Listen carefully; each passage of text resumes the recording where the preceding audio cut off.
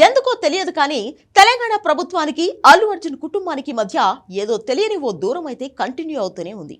పుష్ప 2 సంధ్య theatre ఘటన నుంచి మొదలై తాజాగా అల్లు అరవింద్ కు జీహెచ్ఎంసీ నోటీసుల వరకు చాలా దూరం వచ్చింది వ్యవహారం. కేటీఆర్ తో అల్లు కుటుంబానికి ఉన్న సన్నిహిత సంబంధాలు కూడా రేవంత్ రెడ్డి ఆగ్రహానికి కారణమవుతున్నాయేమో అనే కోణంలోనూ చర్చ బాగానే జరుగుతుంది. ఇప్పుడు సినిమా కంటే ఎక్కువ డ్రామా ఈ ఎపిసోడ్ లోనే కనిపిస్తుంది. పుష్ప 2 ప్రీమియర్ సమయంలో సంధ్య థియేటర్ దగ్గర జరిగిన తొక్కిసలాటతో ఈ రచ్చ మొదలైంది.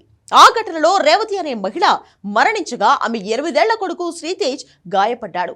ఈ కేసులో అల్లు అర్జున్, అతని సెక్యూరిటీ, థియేటర్ మేనేజ్మెంట్ పై కేసు నమోదు చేసి డిసెంబర్ 13న బన్నీని అరెస్ట్ చేశారు హైదరాబాద్ పోలీసులు. ఆ తర్వాత గదర్ అవార్డుల్లో అల్లు అర్జున్ కే బెస్ట్ యాక్టర్ అవార్డు ఇచ్చింది తెలంగాణ ప్రభుత్వం. అసలు దీనంతటికీ బీజం పుష్ప 2 సక్సెస్ మీట్ లో పడింది. అందులో సీఎం రేవంత్ రెడ్డి పేరు మర్చిపోయి చంద్రబాబు, పవన్ కళ్యాణ్ పేర్లు చెప్పడంతో మ్యాటర్ మొదలైందనే వాళ్లు లేకపోలేదు. పైగా కేటీఆర్ దీన్ని స్టార్ హీరో కూడా మర్చిపోయాడు అని రేవంత్ ను ట్రోల్ చేశాడు. ఇది రేవంత్ ఈగోను హర్ట్ అయ్యేలా చేసింది.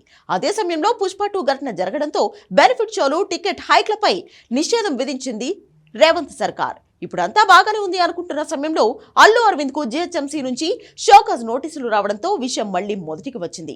జూబ్లీహిల్స్ లోని అల్లు బిజినెస్ పార్క్ లో అనధికార పెంట్ హౌస్ నిర్మాణం జరుగుతుందంటూ సెప్టెంబర్ 9న ఈ నోటీసు వచ్చింది.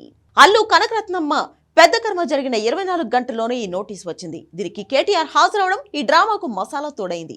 చిరంజీవి, పవన్ కళ్యాణ్, రామ్ చరణ్, అల్లు అర్జున్ తో పాటు కేటీఆర్ సన్నిహితంగా ఉండడం రేవంత్ కు అంతగా నచ్చలేదంటున్నారు రాజకీయ విశ్లేషకులు.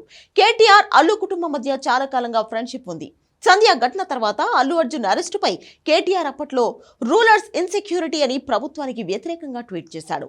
పైగా అదే సమయంలో అసెంబ్లీలో అల్లు అర్జున్ ను ఇన్హ్యూమన్ అని తిట్టాడు రేవంత్.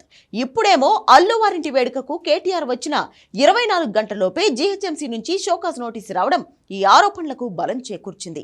తెలంగాణలో పొలిటికల్ రివెంజ్ డ్రామా నడుస్తుందంటూ సోషల్ మీడియాలో ప్రచారం జరుగుతుంది. అల్లు కుటుంబం, తెలంగాణ సర్కార్ మధ్య ఈ రగడ ఎక్కడి వరకు వెళ్తుందనేది చూడాలి.